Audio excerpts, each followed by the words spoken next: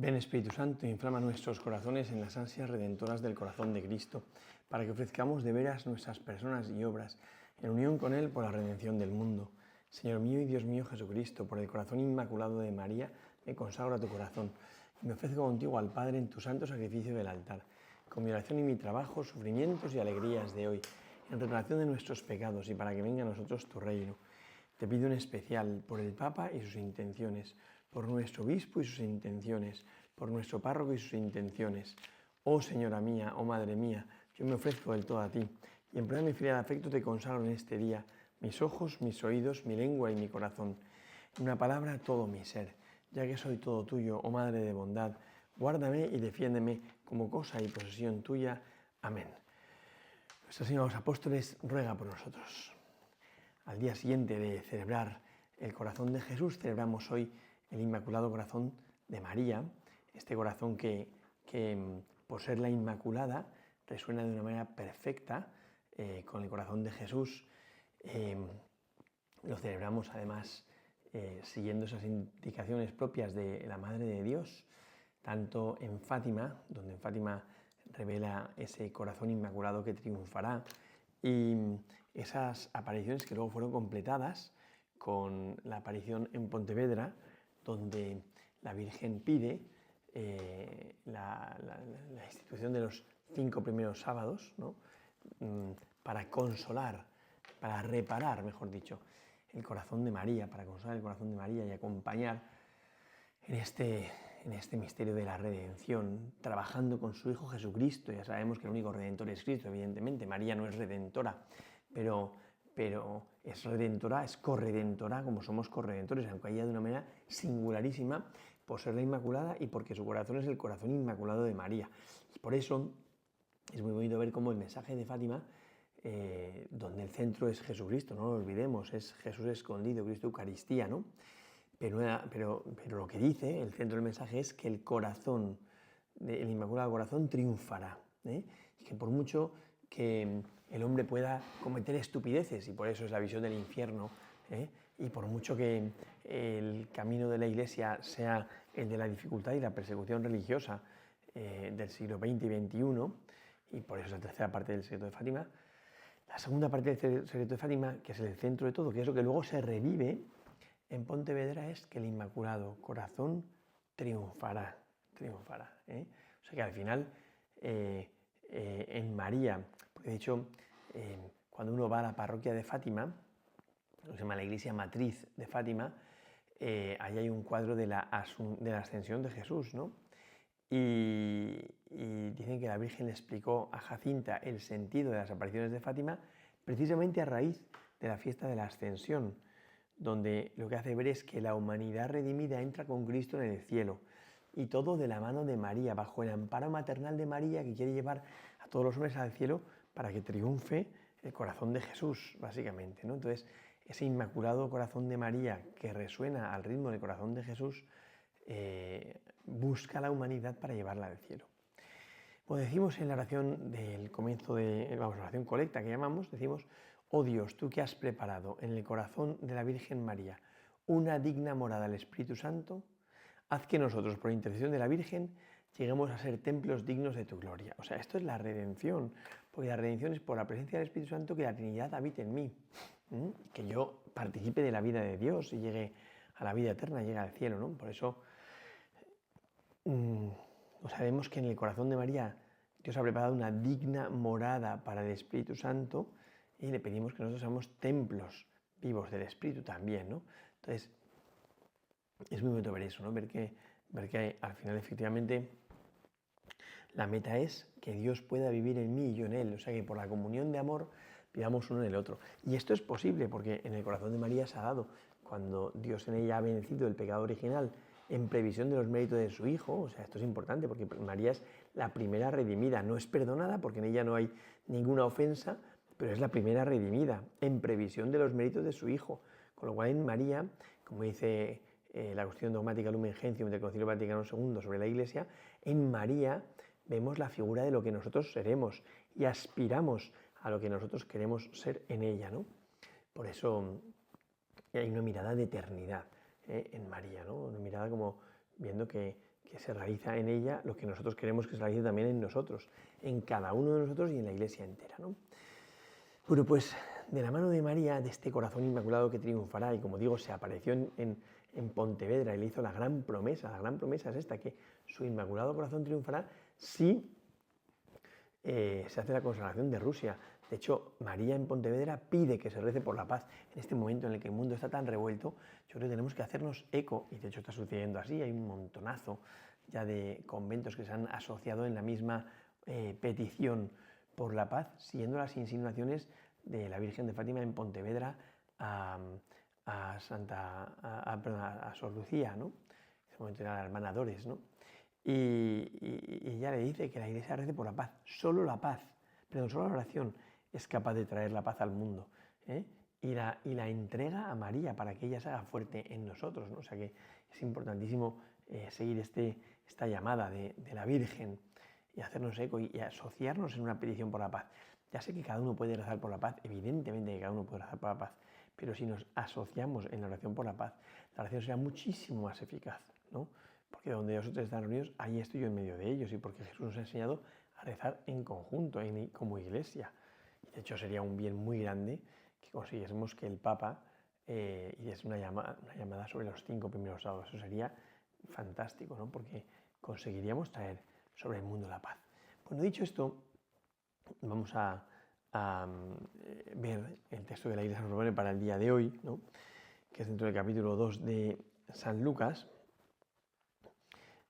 a partir del versículo 41. Dice: sus padres iban todos los años a Jerusalén a la fiesta de la Pascua.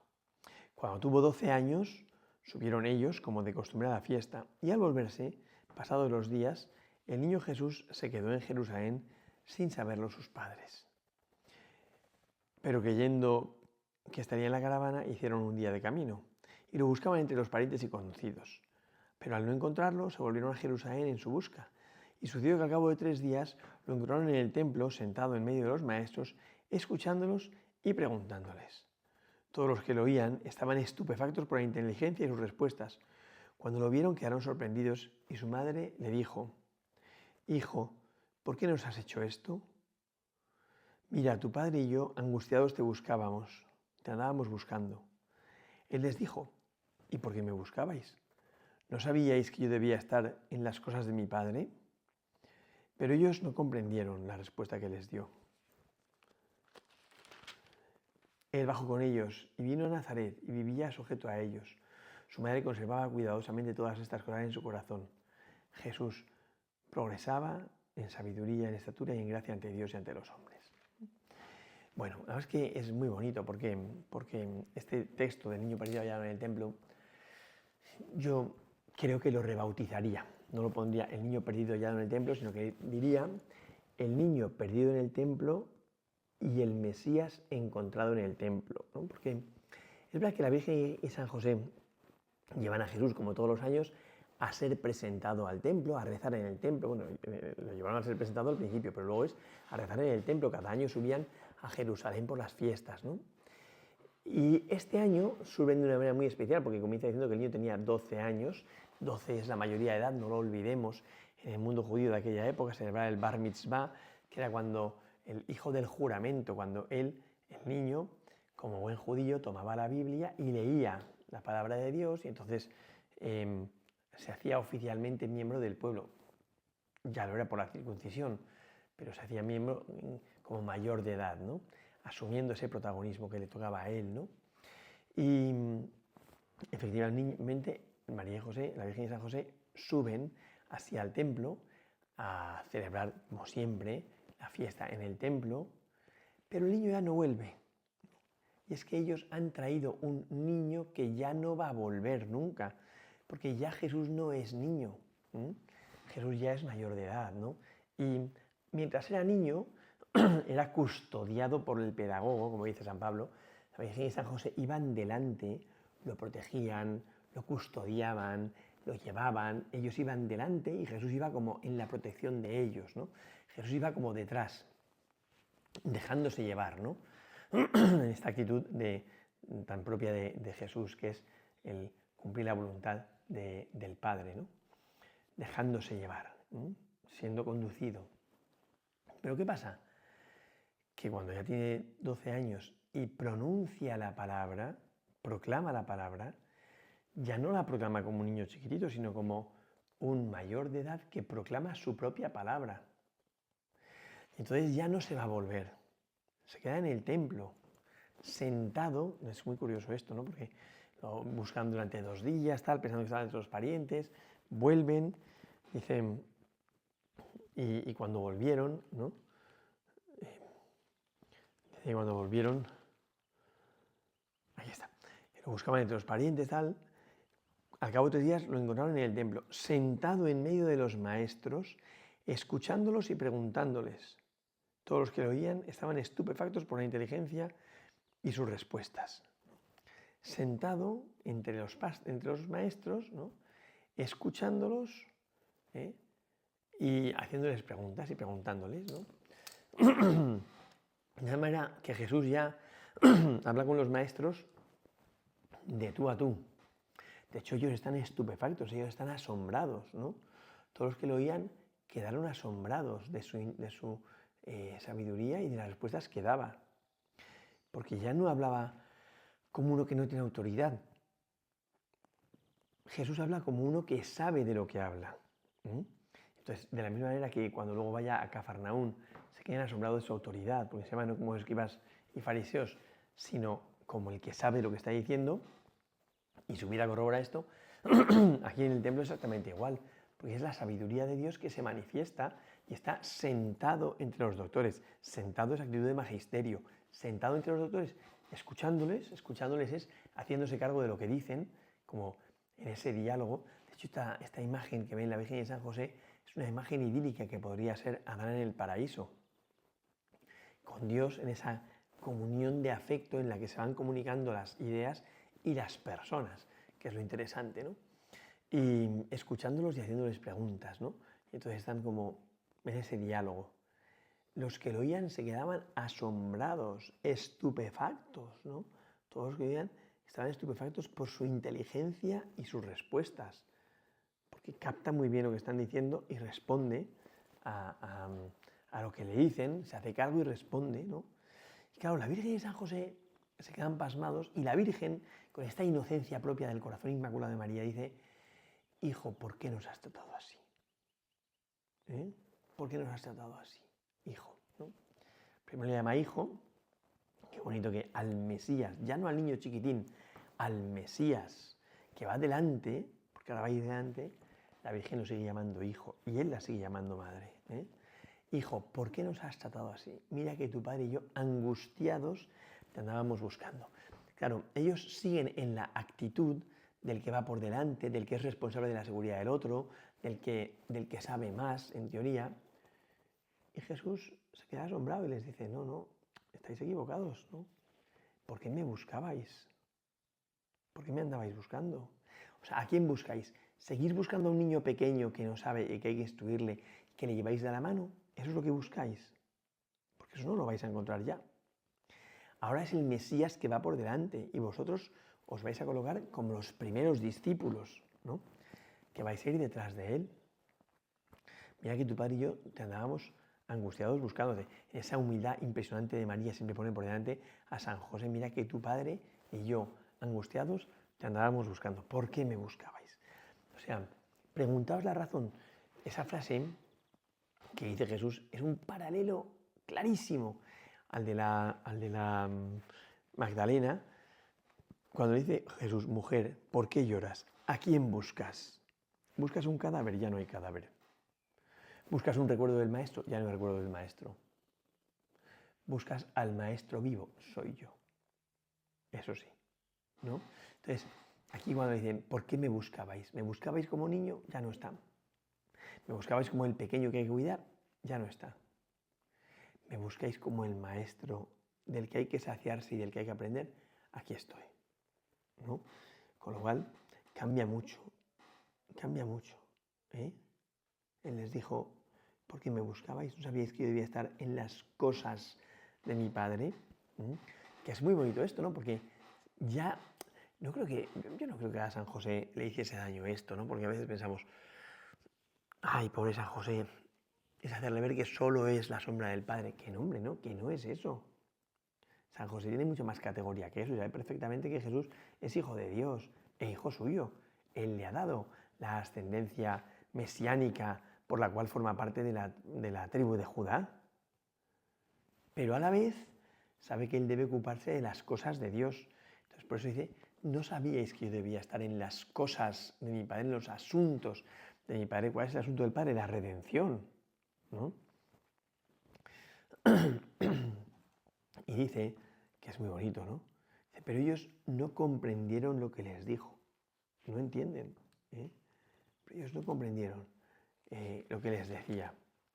Y continúa, él bajó con ellos a Nazaret y vivía sujeto a ellos, ¿no? De nuevo Jesús no tiene problema de colocarse en esa docilidad del que se deja hacer, porque no cambia la actitud de abnegación y está sometido a la voluntad del Padre, y en la voluntad del Padre le va a llegar a través de la Virgen y San José o de sus superiores, que en este caso son la Virgen y San José, pero aunque ya no tiene que ser, quiero decir, Jesús ya es mayor de edad, con lo cual no tiene que estar como sometido a ese plan, ¿no? Pero ha querido vivir en estado de sumisión para enseñarnos cuál es el camino de la redención del hombre, aprender a vivir en estado de sumisión, que nos cuesta muchísimo, que nosotros nos creemos que porque sabemos esto, somos ya como Superman, ¿no? A mí me gusta decir, me lo habéis oído 20.000 veces, que cuando uno pasa de los 25 años ya alcanza su grado máximo de estupidez en el que permanece hasta los 70 y entonces empieza ya a percibir, o más adelante, empieza a percibir su fragilidad y empieza de nuevo a dejarse hacer. Pero hasta ese momento sabe 4 cosas y ya se siente Superman. Y se olvida de que es criatura y que lo propio del hombre es dejarse hacer, mientras lo propio del hombre es hacer. Perdón, lo propio de Dios, lo propio de la naturaleza de Dios es hacer. Lo propio de la naturaleza del hombre es ser hecho. Entonces dejarnos hacer. Y Jesús nos enseña a vivir en estado de sumisión, que es la actitud madura del hombre. Por eso el hombre es más maduro cuando nace y es chiquitín, y cuando está ya muy mayor o muy impedido por la enfermedad, es cuando de verdad es maduro, porque se deja hacer, ¿no? Mientras tanto no nos dejamos hacer porque queremos controlar, ¿no? Jesús vivía sujeto a ellos, sometido a ellos. Y María conservaba estas cosas en su corazón. Es precioso porque María, que es el Inmaculado Corazón de María, es aquel corazón en el que reverbera la vida de Cristo. Entonces ella va acogiendo cada cosa que va sucediendo, la va metiendo en su corazón, la va rumiando en su corazón, de tal manera que en su corazón va dando fruto. Y cuando haga falta, María, agarrándose a esa grandeza que tiene en el corazón, será capaz de mantenerse firme al pie de la cruz. Pero es por pura entrega al Hijo y por puro ir dejando que arraigue en ella esa semilla de la palabra de Dios. Que esto es precioso, me parece que es grandioso, ¿no? Entonces, que aprendamos nosotros también a dejarnos hacer de esta manera tan bonita, ¿no? A que es Dios el que va llevándonos de la mano y lo va haciendo Él. Y a nosotros nos toca, como digo, dejarnos hacer, dejarnos conducir por el Señor. Bueno, pues ojalá que aprendamos del corazón de María a que en nuestro corazón resuene la palabra de Cristo, que solo busquemos agradarle en lo que hacemos, ¿no? Y que el Señor vaya tomando forma en nosotros, vaya como resonando en nosotros, ¿no? Porque es su palabra la que va manifestándose. Yo voy acogiéndola, ¿no? O sea que mi corazón se va configurando. ¿Cuántas veces decimos en esa oración que hacemos tantas veces, y ayer especialmente, Sagrado Corazón de Jesús, haz mi corazón semejante al tuyo? Eso sería perfecto para la oración del Inmaculado Corazón de María, porque en ella es donde el Señor ha podido hacer el corazón semejante al suyo, porque no hay obstáculo, porque María los ha removido Dios en previsión de la muerte de su Hijo, ¿no? Todos los obstáculos que dificultan la presencia de Dios, ¿no? Entonces, en ella reverbera ese corazón de Jesús. Pues ojalá que también en nosotros el corazón de Cristo vaya tomando forma. Ojalá que, siguiendo el modelo de la Virgen María, nosotros dejemos al Señor actuar en nosotros. Ojalá que creamos firmemente en el triunfo del Inmaculado Corazón de María en el mundo y en la vida de cada uno de nosotros, y nos asociemos a ella. ¿De qué manera? Pues por este trato afectuoso de la comunión reparadora los 5 primeros sábados de mes, siguiendo el espíritu más propio del santuario de Pontevedra. Gloria al Padre, al Hijo y al Espíritu Santo, como era en el principio, ahora y siempre, por los siglos de los siglos. Amén.